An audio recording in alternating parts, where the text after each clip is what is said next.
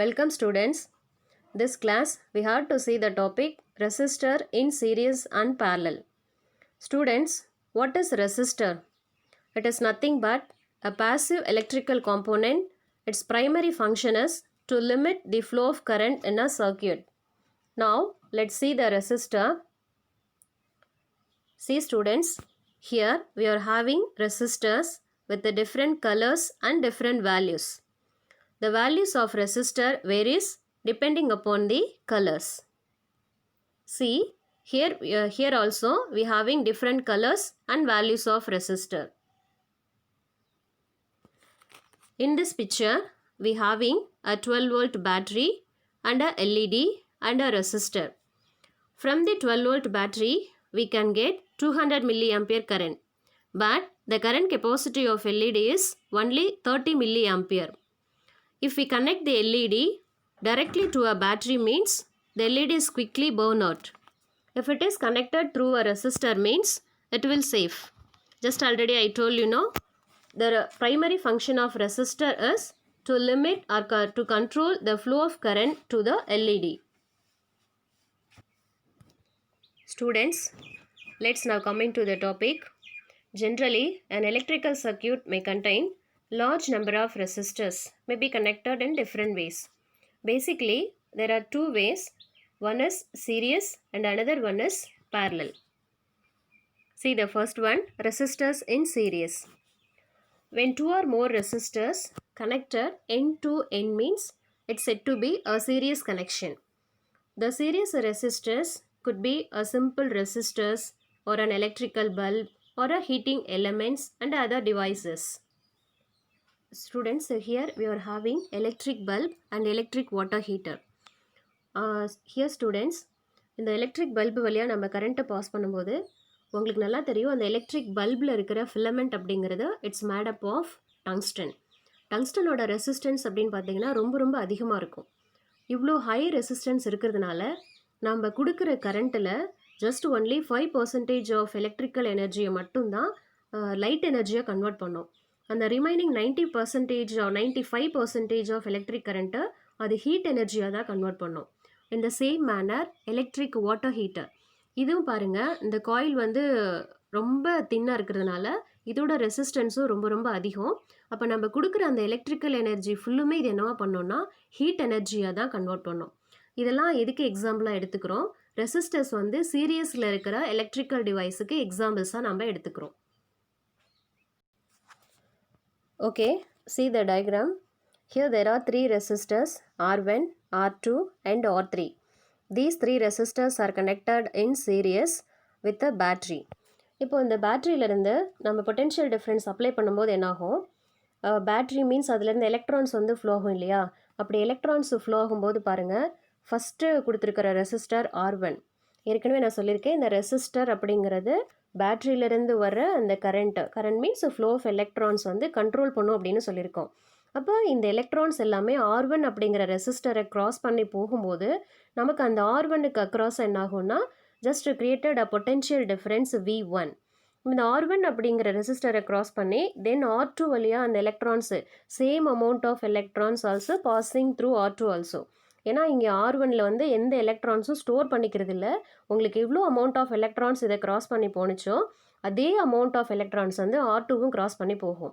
அப்போ இங்கே மீனிங் எப்படி நம்ம எடுத்துக்கணும்னா R1லேயும் R2லேயும் ஃப்ளோ ஆகிற கரண்ட் வந்து ஈக்குவலாக தான் இருக்கும் அப்படிங்கிற கான்செப்டில் எடுத்துக்கணும். In the same manner, same current also flows through the resistor R3 also. Therefore, across these three resistors, they produces a potential difference V1, V2 and V3. So கீழே இருக்கிற இந்த டயக்ராமில் நம்ம 3 ரெசிஸ்டர் எடுத்தோம் இல்லையா? அந்த 3 ரெசிஸ்டரோட ஈக்குவலண்ட் ரெசிஸ்டன்ஸ் கொடுத்த இந்த diagram. அப்போ அந்த 3 ரெசிஸ்டரையும் எடுத்துகிட்டு அதோட ஈக்குவலண்ட் வேல்யூ இருக்கிற RS அப்படிங்கிற ஒரு சிங்கிள் ரெசிஸ்டர் யூஸ் பண்ணால் எப்படி இருக்கும் அப்படிங்கிற டயக்ராம். அதுக்கு கீழே பாருங்கள், just actual photo of the resistors connected with the battery.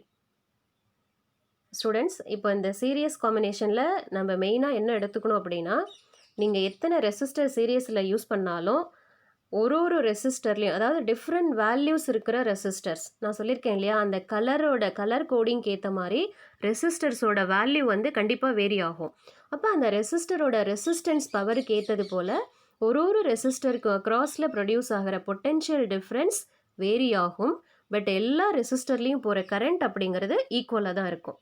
Okay, உங்களுக்கு இந்த இடத்த கீ பாயிண்ட் அப்படின்னு நீங்கள் எடுத்துட்டா பாருங்கள், according to Ohm's law, if same current passing through different resistors of different values, then the potential difference across each resistors must be different. இதுதான் உங்களுக்கு key பாயிண்ட்டே.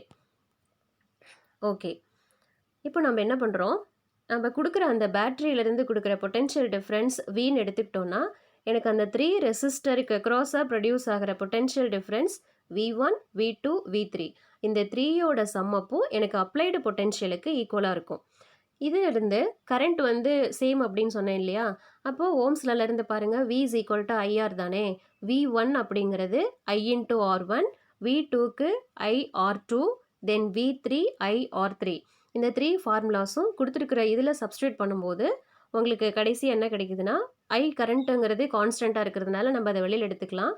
So V is equal to I into R1 plus R2 plus R3.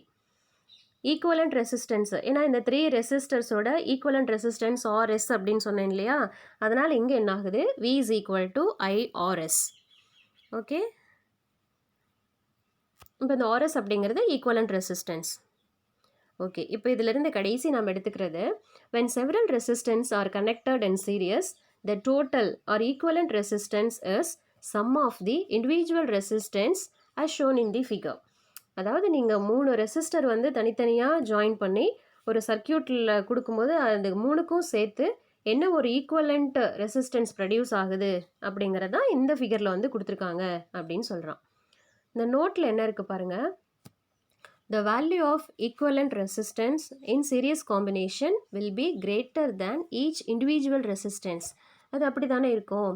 ஏன்னா இப்போ நம்ம R1, R2, R3 அப்படிங்கிறது தனித்தனியாக use பண்ணுற 3 electrical device. அப்போ அந்த ஈக்குவலண்ட் ரெசிஸ்டன்ஸு கடைசி எடுத்துக்கிற அந்த RS அப்படிங்கிறதோட வேல்யூ இண்டிவிஜுவல் ரெசிஸ்டன்ஸை விட கண்டிப்பாக அதிகமாக தான் இருக்கும். இப்போ ஃபார் எக்ஸாம்பிள் நீங்கள் RS அப்படிங்கிறது 15 ஓம்னு எடுத்துக்கிறீங்கன்னு வச்சுக்கோங்களேன், R1, R2, R3 இதெல்லாம் என்னவாக இருக்கலாம், மேபி ஈக்குவலாக இருந்தால் 5 இருக்கலாம், இல்லையா இதோட சம்மப் வந்து ஈக்குவல் டு 15 ஓம் கிடைக்கும், அந்த மாதிரி இருக்கலாம். ஓகே ஸ்டூடெண்ட்ஸ், இப்போ நம்ம எக்ஸாம்பிள் 2.8 பார்க்கலாம். இந்த பாருங்கள், இந்த டயக்ராமில் just they given 2 resistors of value 4 ohm and 6 ohm. These two are connected in a series combination. Applied potential difference 24 volt. Now we have to calculate the effective or total or equivalent resistance of R1 and R2 and also calculate the potential difference across these two resistors.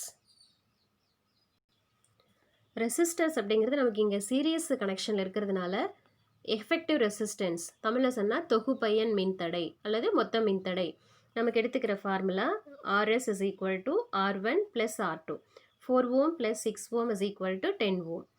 அதுக்கப்புறம் என்ன பண்ணணும், total current இந்த circuit, அந்த சர்க்கியூட்டில் வர total கரண்ட்டை நீங்கள் find out பண்ணினா தான் இண்டிவிஜுவல் ரெசிஸ்டருக்கு அக்ராஸில் எவ்வளோ பொட்டென்ஷியல் ப்ரொடியூஸ் ஆகுது அப்படிங்கிறத கேல்குலேட் பண்ண முடியும். அப்போ நம்ம ஓம்ஸ் லா அப்ளை பண்ணும்போது இங்கே கரண்ட்டுக்கு ஃபார்முலா எப்படி மாறும், I is equal to V by R. இங்கே நாம் கேல்குலேட் பண்ணுறது டோட்டல் கரண்ட் இந்த சர்க்கியூட். அப்போ நீங்கள் ஆருக்கு வந்து ஈக்குவலண்ட் ரெசிஸ்டன்ஸ் வேல்யூ தான் அப்ளை பண்ணணும். அப்போ என்ன ஆகுது பாருங்கள், 24/10 which is equal to 2.4 ampere. Next voltage across 4 ohm resistor, இங்கேயும் ஓம்ஸ் லா ஃபார்முலா தான், ஏன்னா வோல்டேஜ் தானே கண்டுபிடிக்க போகிறோம். V1 is equal to IR1. ஏன் வந்து டோட்டல் கரண்ட் அப்படின்னா அதாவது ரெசிஸ்டர் சீரியஸில் இருக்கும்போது கரண்ட்டு கான்ஸ்டண்ட்டாக இருக்கும், அதனால தான் இங்கே கரண்ட்டு அதாவது ஒரே கரண்ட்டை ஃபைண்ட் அவுட் பண்ணி வேல்யூ சப்ஸ்டியூட் பண்ணுறோம். V1 is equal to I into R1 is equal to 2.4 ampere into 4 ohm is equal to 9.6 volt. Next 6 ஓம் ரெசிஸ்டரில் எனக்கு ப்ரொடியூஸ் ஆகிற potential difference I into R2 போடணும் ஸ்டூடெண்ட், இங்கே R1ன்னு இருக்குது, அது நீங்கள் சேஞ்ச் பண்ணிக்கோங்க, which is equal to 2.4 ampere into 6 ohm is equal to 14.4 volt. Next நாம் பார்க்க போகிற மெத்தட் ரெசிஸ்டர்ஸ் இன் parallel. இப்போ இந்த டயக்ராமில் பாருங்கள் 3 resistors of different values R1, R2 and R3. இப்போது நான் சீரியஸ் அப்படின்னு சொல்லும் போது என்ன சொன்னேன்னா எண்ட் டு எண்ட் அப்படின்னு சொன்னேன். ஒரு ரெசிஸ்டர் வந்து அடுத்ததோட ஸ்டார்டிங் பாயிண்டில் ஜாயின் பண்ணோம்னா அது வந்து சீரியஸ். இங்கே நம்ம பேரலலுக்கு 1/1 அப்படின்னு எடுத்துக்கணும். இப்போ இந்த மாதிரி கொடுத்த இந்த 3 ரெசிஸ்டர்ஸும் பேரலல் காம்பினேஷனில் நம்ம ஒரு பேட்டரி கூட ஜாயின் பண்ணுறோம். அப்போ இந்த இடத்த பாருங்கள், R1 ரெசிஸ்டர், R2, R3 இந்த 3யோட எண்ட் பாயிண்ட்டுமே நான் பேட்டரியோட பாசிட்டிவ் எண்டில் தான் ஜாயின் பண்ணியிருக்கேன். அதே போல் another end of the resistors R1, R2 and R3 இது எல்லாமே பேட்டரியோட நெகட்டிவ் டெர்மினலில் ஜாயின் பண்ணியிருக்கோம். அப்போ நீங்கள் மீனிங் இந்த இடத்த எப்படி எடுத்துக்கணுன்னா, இந்த பேட்டரியிலேருந்து எவ்வளோ பொட்டென்ஷியல் டிஃப்ரென்ஸ் நமக்கு கிடைக்குதோ அந்த சேம் பொட்டென்ஷியல் டிஃப்ரென்ஸ் தான் இந்த 3 ரெசிஸ்டர் வழியாகவும் ஃப்ளோ ஆகும். ஆனால் உங்களுக்கு கரண்ட் அப்படிங்கிறது பாருங்கள், எனக்கு பேட்டரியிலேருந்து வர அந்த டோட்டல் கரண்ட் அப்படிங்கிறதும் R1 ரெசிஸ்டரில் போகும்போது I1 current through R2 I2 and R3 I3 அந்த டோட்டல் கரண்ட் அப்படிங்கிறது 3 ரெசிஸ்டர் வழியாக ஸ்ப்ளிட் ஆகி உங்களுக்கு போகும். அப்போ இங்கே எப்படி எடுத்துக்கிறோம், the total current or the sum of current in the circuit is equal to applied current. அப்போ நமக்கு ஃபார்முலா எப்படி மாறும், I is equal to I1 plus I2 plus I3. But இங்கே பொட்டென்ஷியல் டிஃப்ரென்ஸ் அப்படிங்கிறதே கான்ஸ்டன்ட்டு. நான் சீரியஸில் என்ன சொன்னோம், கரண்ட் வந்து கான்ஸ்டண்ட்டாக இருக்கும், பொட்டென்ஷியல் டிஃப்ரென்ஸ் வேரி ஆகும்னு சொன்னோம். இங்கே அதை அப்படியே மாற்றி எடுத்துக்கணும். பாருங்கள் எப்படி கொடுத்துருக்காங்கன்னு. உங்களுக்கு இதுதான் கீ பாயிண்ட்டு, சரியா? I is equal to I1 plus I2 plus I3. அடுத்தது, since the voltage across each resistor is same, applying Ohm's law to each resistor. இப்போ நம்ம Ohm's law அப்ளை பண்ணும்போது கரண்ட் தானே வேரி ஆகுது, அதனால் I1, I2, I3 கண்டுபிடிக்கிறோம். I1 அப்படிங்கிறது V by R1 and I2 is equal to V by R2 and I3 is equal to V by R3. இந்த 3 வேல்யூஸும் நம்ம எடுத்து அந்த கரண்ட்டோட ஈக்குவேஷனில் சப்ஸ்டியூட் பண்ணும்போது I is equal to V by R1 plus V by R2 plus V by R3. இதில் potential difference வந்து கான்ஸ்டண்ட்டாக இருக்கிறதுனால அது காமனாக நீங்கள் வெளியில் எடுத்தீங்கன்னா V into 1 by R1 plus 1 by R2 plus 1 by R3. அடுத்தது இந்த R1, R2, R3 இது எல்லாத்துக்கும் சேர்த்து ஒரு எஃபெக்டிவ் ரெசிஸ்டன்ஸ் அப்படிங்கிறத நான் பேரலில் கனெக்ஷன் கொடுத்தா எந்த மாதிரி ஈக்குவேஷன் மாறும் அப்படின்னா I is equal to V by RPன்னு கிடைக்கும். இப்போ இந்த I is equal to V by RPங்கிறத மேலே இருக்கிற அந்த I லெஃப்ட் சைடு இருக்கிற ஐக்கு சப்ஸ்டியூட் பண்ணும்போது பாருங்கள், ரெண்டு சைடும் V வந்து காமனாக இருக்கிறதுனால கேன்சல் ஆகிடும். அப்போ ஃபைனல் ஈக்குவேஷன் நமக்கு எப்படி கிடைக்குது அப்படின்னா 1 by RP is equal to 1 by R1 plus 1 by R2 plus 1 by R3. சீரியஸில் எடுத்தது RS is equal to R1 plus R2 plus R3. But parallel அப்படின்னு சொல்லும்போது நமக்கு வந்து ஜஸ்ட் அதனோட இன்வர்ஸில் கிடைக்குது, ரெசிப்ரோக்கல் டேர்ம்ஸ். பாருங்கள் ஃபைனல் ரிசல்ட் எப்படி கொடுத்துருக்காங்க. Thus, when a number of resistors are connected in parallel, the sum of the reciprocal of the values of resistance of the individual resistor is equal to reciprocal of the effective resistance of the combination. இப்போ இதில் நம்ம அந்த final result நோட்டில் எப்படி கொடுத்துருக்காங்க பாருங்கள். The value of equivalent resistance in parallel combination will be lesser than each individual resistance. இப்போ நம்ம அந்த 3 ரெசிஸ்டருக்கு ஒரு ஈக்குவலண்ட் ரெசிஸ்டன்ஸ் RP கொடுத்தோம் இல்லையா, அதனோட ரெசிஸ்டன்ஸ் வேல்யூ அப்படிங்கிறது அந்த சர்க்கியூட்டில் ஒரு இண்டிவிஜுவல் ரெசிஸ்டர் இருக்குல்ல அதனோட ரெசிஸ்டன்ஸ் வேல்யூவை விட ரொம்ப கம்மியாக தான் இருக்கும். ஏன்னா நம்ம இது ரெசிப்ரோக்கல் எடுக்கிறோம்ல அதனால். ஆனால் சீரியஸில் பாருங்கள், எனக்கு அந்த எஃபெக்டிவ் ரெசிஸ்டன்ஸ் அப்படிங்கிறது இண்டிவிஜுவல் வேல்யூஸோட அதிகமாக இருக்கும். அங்கே நம்ம ஆட் பண்ணுறோம், இங்கே வந்து ஜஸ்ட்டு ரெசிப்ரோக்கல் எடுக்கிறோம். ஓகே, இப்போ நம்ம வீட்டில் யூஸ் பண்ணுற அப்ளைன்ஸ் எல்லாமே பேரலல் கனெக்ஷனில் தான் இருக்குது.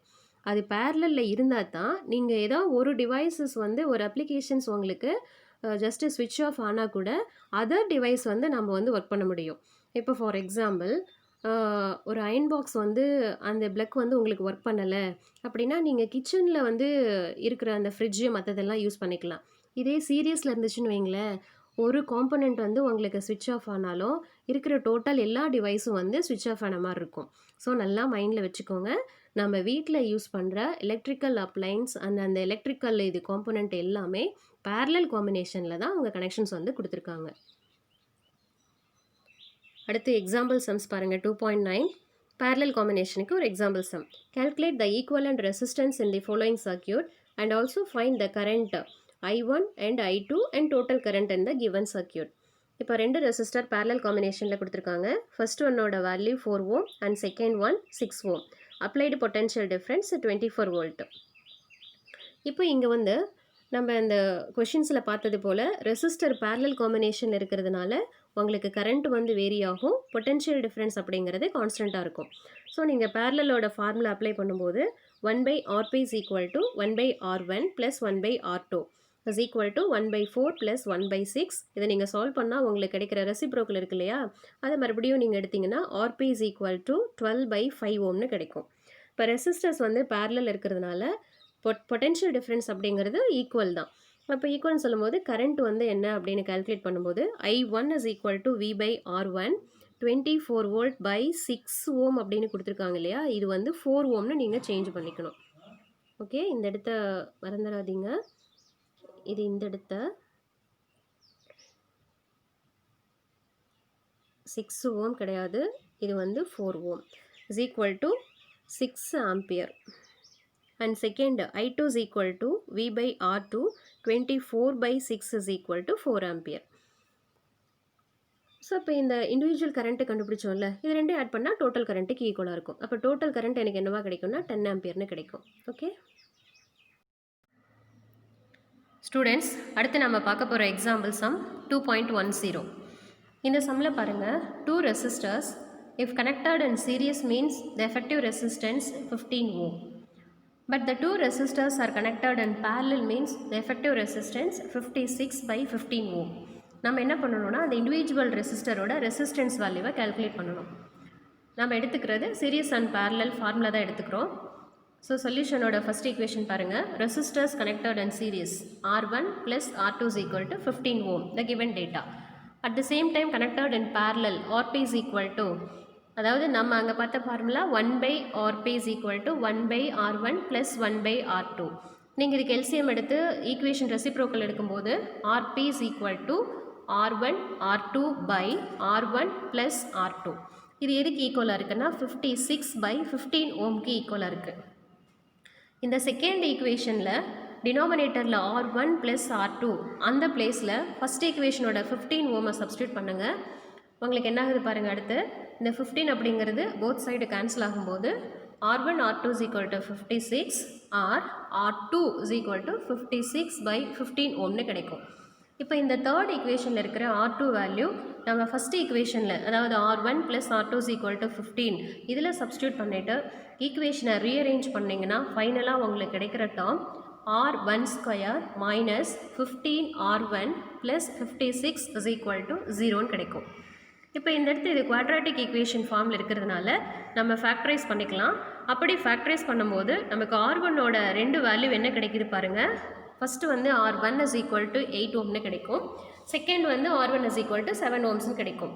அப்போ இந்த R1ஓட வேல்யூ நீங்கள் ஃபஸ்ட் ஈக்குவேஷனில் சப்ஸ்டியூட் பண்ணும்போது R2ஓட வேல்யூஸ் நமக்கு என்னன்னு தெரியும். ஃபஸ்ட்டு வந்து நீங்கள் R1ங்கிறது 8 ஓம்னு எடுத்துட்டா உங்களோட R2 வேல்யூ வந்து 7 ஓம்னு கிடைக்கும். இல்லை நீங்கள் R1 வந்து 7 ஓம்னு எடுக்கும்போது R2ஓட வேல்யூ 8 ஓம்னு கிடைக்கும். கடைசி எழுதுகிற ரிசல்ட்டில் R1 R2 அதோட வேல்யூ எழுதி யூனிட்டு போட மறக்கக்கூடாது. சரிங்களா, இதுதான் ரொம்ப இம்பார்ட்டன்ட். ஏன்னா எல்லாம் பண்ணுவீங்க, கடைசியாக யூனிட்டு போடலைன்னா அதுக்கான மார்க் வந்து ரெடியூஸ் ஆகிற மாதிரி இருக்கும். அதை கவனமாக பார்த்துக்கோங்க. நெக்ஸ்ட்டு கொடுத்துருக்கிற example some 2.11. Calculate the equivalent resistance between A and B in a given circuit. இப்போ கொடுத்துருக்க சர்க்கியூட் வந்து பாருங்கள், ரெசிஸ்டர்ஸ் இன் பேரலில் கொடுத்தாச்சு. 3 செக்ஷனாக கொடுத்துருக்காங்க. இப்போ இதை நம்ம சால்வ் பண்ணும்போது ஒரு செக்ஷன் எடுத்து அதோட ஈக்குவலண்ட் ரெசிஸ்டன்ஸ் என்னன்னு ஃபைண்ட் அவுட் பண்ணி ஃபைனலாக இது எல்லாமே சீரியஸ் காம்பினேஷனுக்கு வரும். அப்போ ஜஸ்ட்டு ஆர்எஸ் ஃபார்முலாவை யூஸ் பண்ணி ஆட் பண்ணிங்கன்னா உங்களுக்கு ஆன்சர் என்னன்னு தெரிஞ்சிடும். பாருங்கள், ஃபஸ்ட்டு செக்ஷன் எடுத்துகிட்டு பார்ட் 1 இது parallel கனெக்ஷனில் இருக்குது. ஸோ ஃபார்முலா 1/Rp1 ஏன்னா section 1ன்றதுனால equal to 1/R1 + 1/R2. அந்த ரெசிஸ்டர் வேல்யூ பாருங்கள், ஃபஸ்ட்டு செக்ஷனில் ரெண்டுமே 2 ஓம்க்கு ஈக்குவல், செகண்டு 4 ஓம்க்கு ஈக்குவல், தேர்டு வந்து 6 ஓம்க்கு ஈக்குவலாக இருக்குது. ஓகே, இப்போ இந்த ஃபார்முலாவில் சப்ஸ்டியூட் பண்ணும்போது 1/2 + 1/2. ஸோ இது ரெசிப்ரோக்கல் எடுக்கணும். இந்த மாதிரி எடுக்க மறந்துடாதீங்க. இது வந்து 1ன்னு கிடைக்கிறதுனால இதில் பெருசாக மாற போகிறதில்ல. பட் நம்பர்ஸ் வந்து வேறு மாதிரி வரும்போது ரெசிப்ரோக்கல் எடுக்க மறந்துடுவீங்க. அதுதான் நீங்கள் பண்ணுற மிஸ்டேக்காக இருக்கும். ஸோ இது இப்போ Rp1 எடுக்கும்போது நமக்கு ஆன்சர் வந்து 1 ஓம். அடுத்து பார்ட் 2ல பாருங்கள் 1/Rp2 is equal to resistor value 4ன்றதுனால 1/4 + 1/4 ஈக்குவல் டு 2/4. ஸோ ரெசிப்ரோக்கலில் கடைசி answer Rp2 is equal to 2 ohm. Third section பாருங்கள் 6 ohmல இருக்குது. அதே போல் 1/6 + 1/6 இது 2/6. ரெசிப்ரோக்கலில் நம்ம கிடைக்கிறது Rp3 is equal to 3 ohm. So parallel காம்பினேஷனில் இருக்கிற ஒரு சர்க்கியூட் அதுக்கு அடுத்து போகும்போது ஒரு சீரியஸ் காம்பினேஷனுக்கு தான் கண்டிப்பாக போகும். அப்போ effective resistance is equal to Rp1 + Rp2 + Rp3. 1 + 2 + 3 is equal to 6 ohm. இப்போ 6 ohm அப்படின்னு சொல்லும்போது ஒரு எஃபெக்டிவ் ரெசிஸ்டன்ஸ் அப்படின்னா கடைசியாக நமக்கு ஈக்குவேஷன் அதாவது சர்க்கியூட் பாருங்கள் இந்த மாதிரி மாறிடுது.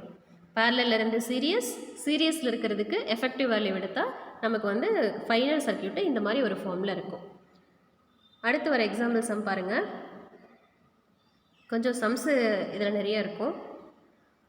எக்ஸாம்பிள் 2.12 இது கொஞ்சம் வித்தியாசமான சம்மாக இருக்குது பாருங்கள். 5 resistors are connected in the configuration as shown in the figure. Calculate the equivalent resistance between the points A and B. இப்போ இது வந்து ஒரு நெட் சர்க்கியூட் மாதிரி நமக்கு கொடுத்துருக்காங்க. இதில் பாயிண்ட் A, பாயிண்ட் B வந்து இந்த சைடு, C மேலே டாப்பில் இருக்குது, D வந்து பாட்டமில். இதோட மிடில் பாருங்கள் 5 ohm ரெசிஸ்டர். ஒரு 5 ரெசிஸ்டரை யூஸ் பண்ணி ஒரு சர்க்கியூட் வந்து கொடுத்துருக்காங்க. இதில் நம்ம என்ன பண்ணணும், அதோட ஃபைனல் அதாவது கால்குலேட் தி ஈக்குவலண்ட் ரெசிஸ்டன்ஸ் என்னன்னு கால்குலேட் பண்ணணும். ஏவுக்கும் பிக்கும் இடையில ஈக்குவலண்ட்டாக எவ்வளோ ரெசிஸ்டன்ஸ் வேல்யூ இருக்கும் அப்படின்னு கால்குலேட் பண்ணணும். இப்போ இது எது சீரியஸில் இருக்குது எது பேரலில் இருக்குது அப்படின்னு பார்க்குறதுக்கு நம்ம ஃபஸ்ட்டு ஏங்கிற எண்டை எடுத்துக்கலாம். ஓகே, இப்போ இந்த எண்டு ஏங்கிற பாயிண்ட்டை கன்சிடர் பண்ணுங்கள். அடுத்து பிங்கிற பாயிண்ட்டை கன்சிடர் பண்ணுங்கள். இப்போ இந்த ஏங்கிற டேர்மில் கரண்ட் வந்து என்ட்ரு ஆகிறத எடுத்துக்கலாம். அடுத்து இந்த பி அப்படிங்கிற டேர்மில் கரண்ட் வந்து லீவிங் பாயிண்ட்டாக எடுத்துக்கோங்களேன். ஏயில் கரண்ட் உள்ளே போயிட்டு பி வழியாக வெளியில் வரதை எடுத்துக்கோங்க. இப்போ இந்த பாயிண்ட் ஏயில் என்ட்ரு ஆகிற கரண்ட்டை இந்த 2 ரெசிஸ்டர் வழியாகவும் நமக்கு வந்து டிவைட் ஆகி போகும். ஃபார் எக்ஸாம்பிள் நீங்கள் இதை R1 அப்படின்னு எடுத்துட்டா கீழே இருக்கிற இந்த ரெசிஸ்டர் R2ன்னு எடுத்துக்கலாம். பாருங்கள், இது வந்து இது R3, கீழே இருக்கிற இந்த resistor R4. Okay, so point ஏயில் வர கரண்ட்டு R1 வழியாக டிவைட் ஆகும்போது பாருங்கள் இது கரண்ட் வந்து I1ஆக போகும். அடுத்து கீழே R2 ரெசிஸ்டர் வழியாக போகிற கரண்ட்டு உங்களுக்கு I2ன்னு பிரிஞ்சிடும். இப்போ பாயிண்ட் ஏலேருந்து 2 பக்கம் கரண்ட்டு டிவைட் ஆகும்போது நீங்கள் A to C then A to D இது ரெண்டும் ஒரு பேரலல் காம்பினேஷனில் இருக்கும். பேரலல் காம்பினேஷன் அப்படின்னாவே நம்ம ஆல்ரெடி சொன்னது போல் பொட்டென்ஷியல் டிஃப்ரென்ஸு கான்ஸ்டண்ட்டாக இருக்கும், கரண்ட் வந்து வேரி ஆகும். ஆனால் நம்ம எடுத்துக்கிற அந்த ரெசிஸ்டரோட வேல்யூ வந்து சேம் வேல்யூவாக இருக்குது. R1ம் 1 ohm தான், R2வும் 1 ohm தான். அப்போ ரெண்டுமே ஈக்குவல் வேல்யூ ஆஃப் ரெசிஸ்டன்ஸ் இருக்கிறதுனால கண்டிப்பாக இந்த 2 ரெசிஸ்டர் வழியாக போகிற கரண்ட்டோட வேல்யூவும் ஈக்குவலாக தான் இருக்கும். அப்போ ஈக்குவல்னு சொல்லும்போது current through AC, current through AD are same, 2 கரண்ட்டும் ஈக்குவல். கரண்ட்டு 2 ஈக்குவலாக இருக்கும்போது நம்ம கவனிக்க வேண்டிய ஒரு விஷயம் என்னென்னா point C and point D are at same potential. இப்போ சிங்கிற பாயிண்ட்டும் டிங்கிற பாயிண்ட்டும் ஒரே பொட்டென்ஷியலில் தான் இருக்கும். அப்போ பொட்டென்ஷியல் வந்து சேம் அப்படின்னா எனக்கு இந்த 5 ohm ரெசிஸ்டர் வழியாக எந்த கரண்ட்டும் ஃப்ளோ ஆகாது. Current through 5 ohm resistor is equal to 0. ஏன்னா பொட்டென்ஷியலில் டிஃப்ரென்ஸ் இருந்தால் தான் அது வழியாக கரண்ட்டு போகும். இந்த 2 ரெசிஸ்டரும் ஈக்குவல் வேல்யூ, 2 பக்கம் போகிற current equal. So point C and D வந்து சேம் பொட்டென்ஷியல் இருக்குது. ஒரே மின்னழுத்த வேறுபாட்டில் இருக்கிறதுனால 5 ohm ரெசிஸ்டரில் போகிற கரண்ட் வந்து 0. இதுதான் இந்த இடத்த கான்செப்ட். அடுத்து பாருங்களேன், C to B then D to B இது வழியாக போகிற கரண்ட் எப்படி இருக்குன்னா ஒரே மாதிரி தான் இருக்கும். ஏன்னா இந்த ரெசிஸ்டரோட வேல்யூவும் ஈக்குவல் தான். ஸோ இந்த ஒரு கான்செப்டை எடுத்துகிட்டு இந்த சர்க்கியூட்டை அடுத்த டேர்முக்கு எப்படி போகும்னு பார்க்கணும். சரியா? இப்போ உங்களோட மைண்டில் என்ன இருக்குன்னா, அதாவது இந்த இடத்த எடுத்துக்கிற இந்த டேர்ம்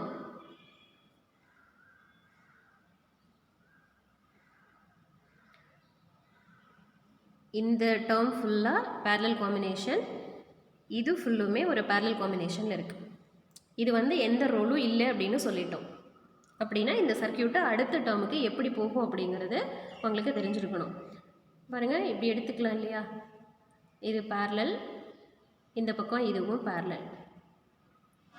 தென் இந்த 5 ohm இல்லை, மறுபடியும் இது ரெண்டும் பேரலல் இருக்குது. அப்போ சர்க்கியூட்டை நம்ம இந்த மாதிரி எடுத்துக்கிறோம். ஓகே, இப்போ மேலே இருக்கிற இதோட ரெசிஸ்டன்ஸ் ஓம், இது 1 ஓம், எல்லாமே 1 ஓம்க்கு ஈக்குவல் தான். நீங்கள் பேரலல்னு சொன்னால் என்ன பண்ணுவீங்க? 1/RP ஃபார்முலா கொடுப்பீங்களா?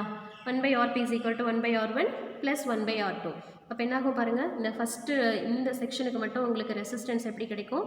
1/1 plus 1/1, 1 plus 1 2ன்னு கிடைக்கும். இதே ரெசிப்ரோக்கல் அப்படின்னு வரும்போது 1/2ன்னு வரும். இதே மாதிரி தானே அடுத்த செக்ஷனுக்கும். அப்போ கடைசி நம்மளோட ரிசல்ட் பாருங்கள் எப்படி இருக்குது. இதை பாருங்கள், இதுதான் அடுத்த சிம்பிளிஃபைடு ஃபார்ம் சர்க்கியூட்டு. இது பேரலல் இருக்கிறதுனால நமக்கு 1/RP அப்படிங்கிறது 2ன்னு கிடைச்சிது. RP வந்து 1/2. செகண்ட் பார்ட்டும் அதே மாதிரி இருக்கிறதுனால இதனோட வேல்யூவும் 1/2. ஸோ இது ரெண்டும் சீரியஸ் இருக்கும்போது 1/2 ப்ளஸ் 1/2 இஸ் ஈக்குவல் டு 1 ஓம். அப்போ ஃபைனலாக நம்ம எடுத்துக்கிற அந்த எஃபெக்டிவ் ரெசிஸ்டன்ஸ் எவ்வளோ இருக்குன்னா 1 ஓம் தான் இருக்கும். சரிங்களா? இது ரொம்ப இம்பார்ட்டன்ட் கான்செப்டில் கொடுத்துருக்கிற ஒரு கொஷின். அதுதான் இங்கே கொடுத்துருக்காங்க. இதில் நான் சொன்னது இதை பாருங்கள், இந்த சம்மிலேயே இந்த இடத்த எக்ஸ்ப்ளனேஷன் கொடுத்துருக்காங்க. ஓகேயா? The current in the branches AC and AD must be equal. So, the electric potential at point C and D is the same. Hence, no current flows into 5 ohm resistance. ஓகேங்களா? இந்த மாதிரி sums கேட்டாங்கன்னா கொஞ்சம் யோசித்து concept apply பண்ணி நீங்கள் போடணும். அடுத்து நம்ம பார்க்க போகிற topic colour code for carbon resistors. இப்போ ரெசிஸ்டர்லாம் எப்படி இருக்கும் அப்படின்றது நம்ம பிகினிங் ஆஃப் த கிளாஸஸ்லேயே சொன்னோம். ஒரு சர்க்கியூட்டில் போகிற கரண்ட்டை கண்ட்ரோல் பண்ணுறது தான் ரெசிஸ்டரோட வேலை. இப்போ 12 வோல்ட் பேட்டரியிலேருந்து நம்ம ஒரு எல்இடிக்கு பவர் சப்ளை கொடுக்குறோம் அப்படின்னு சொல்லும்போது அந்த எல்இடி வந்து ஜஸ்ட்டு 30 மில்லிஆம்பர் கரண்ட்டு தான் அது வந்து எடுத்துக்க முடியும். நீங்கள் பேட்டரியிலேருந்து கொடுத்தீங்கன்னா 200 மில்லிஆம்பர் கரண்ட் அதுக்குள்ளே போகும். அப்படி போனால் அது பர்ன் அவுட் ஆகிடுது. ஸோ ஒரு ரெசிஸ்டர் போட்டிங்கன்னா அது கண்ட்ரோல் பண்ணி கொடுக்கும். அப்போ கண்ட்ரோல் பண்ணுதுன்னா பேட்டரியிலேருந்து 20 மில்லிஆம்பர் கரண்ட்டு மட்டும்தான் அலோவ் பண்ணுது. மீதி கரண்ட்டை என்ன பண்ணும்? மீதி கரண்ட்டை வந்து ஹீட் எனர்ஜியாக அது வந்து மாற்றிடும். சரியா? Converted into heat energy. அப்போ ஒரு சர்க்கியூட்டில் போகிற கரண்ட்டை கண்ட்ரோல் பண்ணுறது யார் அப்படின்னா ரெசிஸ்டர் தான். அந்த ரெசிஸ்டர் அப்படிங்கிறது நம்மளோட தேவைக்கு ஏற்ப ஒரு பர்டிகுலர் வேல்யூஸ் இருக்கிற ரெசிஸ்டர் தான் அப்ளை பண்ண முடியும். எல்லா சர்க்கியூட்லேயும் ஒரே மாதிரி வேல்யூஸை நம்மளால் யூஸ் பண்ண முடியாது. அப்படி முடியல அப்படின்னு சொல்லும்போது அதோட வேல்யூ ஃபைண்ட் அவுட் பண்ணுறதுக்கு நம்ம என்ன அப்ளை பண்ணணும்? அதோட கலர் கோடிங்கை வச்சு அதோட வேல்யூ வந்து ஃபைண்ட் அவுட் பண்ணலாம். அப்போ கலர் கோடிங் அப்படின்னு சொல்லும்போது பாருங்கள், இங்கே கொடுத்துருக்காங்க பாருங்கள், இந்த பிக்சரில் இது தெளிவாக தெரியும்னு நினைக்கிறேன். ஸோ ஃபஸ்ட்டு வந்து கொடுத்துருக்க ரிங் பாருங்கள், க்ரீன் கலரில் இருக்குது. அப்போ எப்போவுமே வந்து ஒரு ரெசிஸ்டரில் நம்ம வேல்யூ ஃபைண்ட் அவுட் பண்ணும் பொழுது இந்த கடைசி இருக்குது பார்த்தீங்களா? கடைசி மீன்ஸ் தோ இந்த கலர் ஒன்றா இது கோல்டாக இருக்கும், இல்லையா சில்வரில் இருக்கும். அந்த மாதிரி கோல்டு ஆர் சில்வர் அப்படிங்கிறது உங்களோட ரைட் ஹேண்ட் சைடு இருக்கிற மாதிரி நீங்கள் அதை ஹோல்டு பண்ணிக்கணும். ஸோ அதை ரைட் ஹேண்ட் சைடு எடுத்துகிட்டு மீதி இருக்கிற இந்த லெஃப்ட் சைடில் இருக்கிற 3 ரிங்ஸுக்கு மட்டும்தான் நம்ம வேல்யூ வந்து அப்ளை பண்ணணும். அப்படி வேல்யூ அப்ளை பண்ணும்போது ஃபஸ்ட்டு கொடுத்துருக்குற இந்த க்ரீன் கலர், இந்த க்ரீன் கலர் அப்படிங்கிறது இது எதை இண்டிகேட் பண்ணுதுன்னா அது ஃபஸ்ட்டு சிக்னிஃபிகண்ட் டிஜிட் வந்து இண்டிகேட் பண்ணும். செகண்டு கொடுத்துருக்கிற ரிங்கும் அதே போல் அது ஒரு சிக்னிஃபிகண்ட் நம்பரை தான் இண்டிகேட் பண்ணும். தேர்டு கொடுத்துருக்கிற ஆரஞ்சு கலர் அப்படின்றது அதாவது 10ஓட மல்டிபிள்ஸில் நம்ம அந்த நம்பர் வந்து எடுத்துக்கணும். சரியா? ஸோ ஃபஸ்ட்டு ரிங் அப்படிங்கிறதும் ஃபஸ்ட்டு டிஜிட் சிக்னிஃபிகண்ட் நம்பர் தான், செகண்ட் டிஜிட்டும் சிக்னிஃபிகண்ட் நம்பர், தேர்டு ரிங் வந்து பவர்ஸ் ஆஃப் 10ல் நம்ம எடுத்துக்கணும். கடைசி கொடுத்துருக்க அந்த 4th கலர் அப்படிங்கிறது டாலரன்ஸ் வேல்யூவை மென்ஷன் பண்ணி கொடுக்குறது. இப்போ டாலரன்ஸ் அப்படின்னா என்ன சொல்லலாம்னா மாறுபாட்டு அளவுன்னு சொல்லலாம். அதாவது இப்போ ஃபார் எக்ஸாம்பிள் ஒரு ரெசிஸ்டரோட ரெசிஸ்டன்ஸ் 1Kன்னு எடுத்துக்கோங்களேன். அதாவது 1000 ஓம் அப்படின்னா எக்ஸாக்டாக அது வந்து 1000 ஓம் அப்படின்னு சொல்ல முடியாது. மேபி அந்த 1000 ஓம்லேருந்து ஒரு 5% அதிகமாக இருக்கலாம், அல்லது 5% கம்மியாக இருக்கலாம். ப்ளஸ் ஆர் மைனஸ் 5% ஆர் 5 இருக்கலாம், 10% இருக்கலாம். அப்போ எவ்வளோ டாலரன்ஸாக இருக்கும் அப்படிங்கிறது இண்டிகேட் பண்ணுறது தான் அந்த 4th ரிங். ஓகேவா? இப்போது இந்த கலர் இந்த மாதிரிலாம் கொடுத்துருக்காங்கல்ல, எந்த கலருக்கு நம்ம எந்த மாதிரி நம்பர் வந்து அப்ளை பண்ணுறது அப்படிங்கிறது ஒரு டேபிள் காலத்தில் இருக்குது. நாம் அந்த கலரும் அந்த நம்பரும் மைண்டில் இருந்துச்சுன்னா ஒரு ரெசிஸ்டரோட ரெசிஸ்டன்ஸ் வேல்யூவும் ஈஸியாக கால்குலேட் பண்ணலாம். அந்த டேபிள் பாருங்கள்.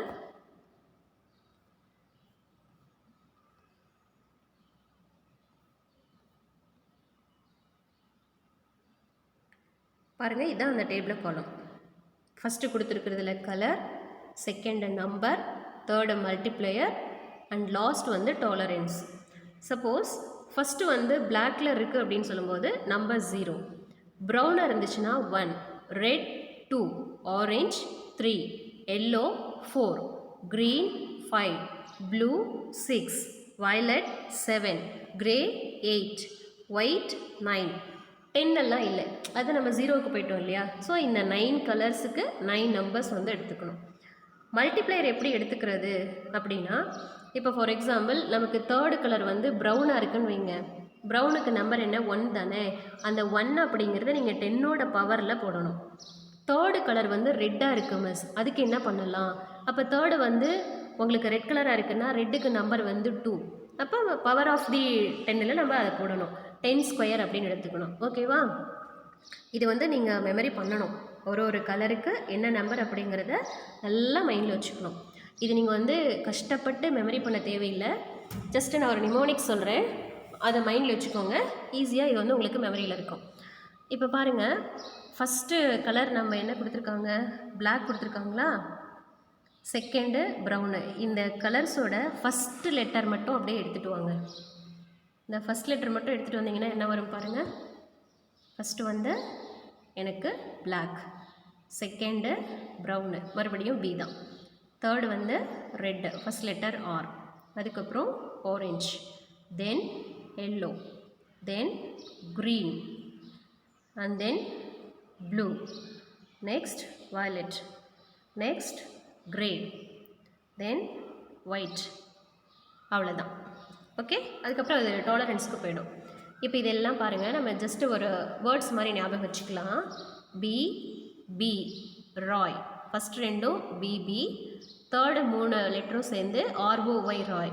பிபி ராய், ஜி அப்படிங்கிறது great, B letter Britain, letter V very, and G good, W wife.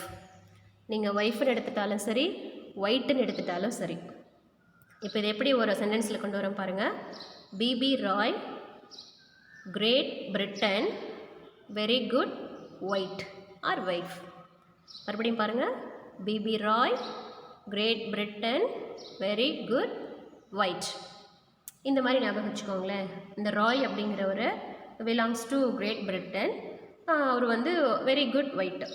So இந்த மாதிரி ஒரு வேர்டிங்ஸை வச்சுட்டிங்கன்னா உங்களுக்கு இந்த கலர்ஸ் வந்து மாறாது. ஆனால் பாருங்கள், இந்த இதில் வந்து 3 கேபிட்டல் பி இருக்குது. ஃபஸ்ட்டு வந்து பிளாக்கு, நம்ம ஹெட்டு அது டாப் இல்லையா, அது பிளாக்குன்னு எடுத்துக்கோங்க. அதுக்கப்புறம் ப்ரௌனு, கொஞ்ச நாள் ஆனால், அதாவது நீங்கள் வந்து நல்லா யங்காக இருக்கும்போது உங்களோட ஹேர் வந்து பிளாக், ஏஜ்டு ஆகும்போது அது ஒயிட்டுக்கு போகும், மிடில் ப்ரௌன், அந்த மாதிரி மைண்டில் வச்சுக்கோங்க. இதை ஞாபகம் வச்சுக்கிறதுக்கு நான் சொல்கிறேன். அடுத்து கடைசியாக இருக்கிற அந்த பிங்கிறது ப்ளூ. இது ரெண்டும் உங்களுக்கு மைண்டில் இருந்தாவே அது ஆட்டோமேட்டிக்காக ஞாபகம் வந்துடும். ஓகேவா? இந்த மாதிரி நீங்கள் ஞாபகம் வச்சுக்கோங்க. மெமரி பண்ண தேவையில்லை, ஈஸியாக வந்துடும். அதுக்கப்புறம் 0லேருந்து ஸ்டார்ட் பண்ணணும் ஸ்டூடெண்ட்ஸ். நீங்கள் எடுத்த உடனே 1 2ன்னு போயிடக்கூடாது. ஓகே, ஸோ பிளாக் அப்படிங்கிறது 0ல் ஸ்டார்ட் பண்ணி ஒயிட்டுக்கு எப்படி ஞாபகம் வச்சுக்கலாம், அது பாட்டம், நம்மளோட பாதம் இருக்கு இல்லையா, ஒயிட்டு, அந்த மாதிரி ஞாபகம் வச்சுக்கோங்க. சரியா? ஸோ இந்த மாதிரி நீங்கள் வந்து கலரும் நம்பரும் ஞாபகம் வச்சுட்டிங்கன்னா ரெசிஸ்டன்ஸோட வேல்யூவை ஈஸியாக கால்குலேட் பண்ணலாம். ஈஸியாக ஞாபகம் வச்சுக்க தான் நான் அதெல்லாம் சொல்லிகிட்ருக்கேன். ஓகேவா? சரி, பாருங்கள். இப்போ வந்து ஃபார் எக்ஸாம்பிள் இதுக்கு வந்து வேல்யூ கண்டுபிடிச்சிருக்காங்க. இந்த டயக்ராமில் கொடுத்துருக்குற ஃபஸ்ட்டு கலர் பாருங்கள், க்ரீன் தானே. என்னால் ஸ்க்ரீனில் பெருசாக இப்போ வைக்க முடியாது, வச்சேன்னா இது வந்து ரொம்ப குட்டி ஆகிடும். அதனால் நீங்கள் மைண்டில் வச்சுக்கோங்க, இல்லையா பக்கத்தில் எழுதிக்கோங்க. ஃபஸ்ட்டு இந்த க்ரீன் அப்படிங்கிறது 5. ஸோ 5 அப்படிங்கிறது சிக்னிஃபிகண்ட்டு. செகண்டு கொடுத்துருக்குற கலர் பாருங்கள், ப்ளூ, அதனோட நம்பர் 6. ஸோ 5 6 56ன்னு வந்துருச்சு. தேர்டு வந்து டெசிமல் மல்டிப்ளையர்னு சொல்லியிருக்கோம். அப்போ தேர்டு நமக்கு இருக்கிறது கலர் வந்து ஆரஞ்ச் அப்படிங்கிறது goes to powers of 10. So அது 10 கியூப்னு வரும். இங்கே இந்த கொடுத்துருக்குற இந்த ரெசிஸ்டருக்கு கடைசி இருக்கிற அந்த கலர் அப்படிங்கிறது கோல்டு கலராக இருக்குது. கோல்டோட டாலரன்ஸ் பாருங்கள் 5%. இதே நீங்கள் வந்து சில்வராக எடுத்துட்டிங்க அப்படின்னா 10%ஆக இருக்கும். சரியா? அப்போ இது எல்லாத்தையும் சேர்த்து நம்ம இந்த இடத்த வேல்யூ சொல்லும்போது 56 into 10 power 3, 10 கியூப் அப்படின்னா அது 1000 தானே, கிலோ ஓம்னு வந்துடும். 56 கிலோ ஓம் அதோட டாலரன்ஸ் ப்ளஸ் ஆர் மைனஸ் எவ்வளோ இருக்குன்னா 5%. அப்போ அந்த 56,000 ஓம்லேருந்து ஒரு 5% மேபி அதோட ரெசிஸ்டன்ஸ் வேல்யூ அதிகமாக இருக்கலாம் அல்லது குறைவாக இருக்கலாம். சரிங்களா? இந்த மாதிரி எடுத்துக்கணும். புரிஞ்சுதா உங்களுக்கு? ஸோ இந்த கார்பன் ரெசிஸ்டர் அப்படிங்கிறது இதில் செஞ்சுருப்பாங்க அப்படின்னா ஸ்மேடப் ஆஃப் செராமிக் கோர். அதில் வந்து அந்த சீன களிமண் அப்படின்னு சொல்லுவோம் இல்லையா, செராமிக் கோர் வந்து உள்ளே இருக்கும். அது மேலே வந்து thin layer of crystalline carbon வந்து டெபாசிட் பண்ணியிருப்பாங்க. இந்த கோட்டிங் கொடுத்துருக்காங்க இல்லையா, அது வந்து thin layer of crystalline carbon தான் மேலே கொடுத்துருக்கிறது. அப்போ இந்த மாதிரி இருக்கிற ரெசிஸ்டர் வந்து ரொம்ப சீப்பாக தான் கிடைக்கும். ஒரு ரெசிஸ்டர் வந்து ரூபி 1 or 2 அந்த மாதிரி தான் இருக்கும். ரொம்ப சீப்பு தான். சைஸ் பாருங்கள், ரொம்ப சின்னதாக இருக்குது, நல்ல ஸ்டேபிளாக இருக்கும், ரொம்ப நாள் இது வந்து அதோட லைஃப் இருக்கும். ஸோ இந்த ஒரு ப்ளஸ் பாயிண்ட்ஸ் எல்லாம் இருக்கிறதுனால தான் நம்ம எல்லா சர்க்யூட்லேயும் இதை வந்து ஈஸியாக அப்ளை பண்ணிக்கிறோம். சரியா? இது வந்து ஸ்டார்டிங்கில் கொடுத்துருக்குறது இதோட வேல்யூ ஃபைண்ட் அவுட் பண்ணுறது. நார்மலாக ஒரு கலர் கொடுத்துட்டு இதோட வேல்யூ என்ன அப்படிங்கிற மாதிரிலாம் கொஸ்டின்ஸ் கேட்டால் நீங்கள் இந்த இதெல்லாம் நான் சொன்னதெல்லாம் ஞாபகம் வச்சு மறக்காமல் எழுதிடணும். சரிங்களா? நோட்டில் என்ன கொடுத்துருக்காங்கன்னா, while reading the color code, hold the resistor with the color bands to your left. Resistor never start with the metallic bond on the left. இந்த மெட்டாலிக் பவுண்ட் அப்படிங்கிறது சில்வர் ஆர் கோல்டு இருக்குல்ல, அது வந்து லெஃப்ட்டில் இருக்கிற மாதிரி எடுத்துக்கக்கூடாது. சரியா? இப்போ நம்ம அதிகம் யூஸ் பண்ணுறதில்ல. சப்போஸ் நீங்கள் வந்து ஹையர் ஸ்டடீஸ் போகும்போது நீங்கள் இதில் வந்து ப்ராக்டிக்கல்லாம் செய்வீங்க. அப்போ இதை நல்லா மைண்டில் வச்சுட்டு கரெக்டாக அப்ளை பண்ணணும். Okay students?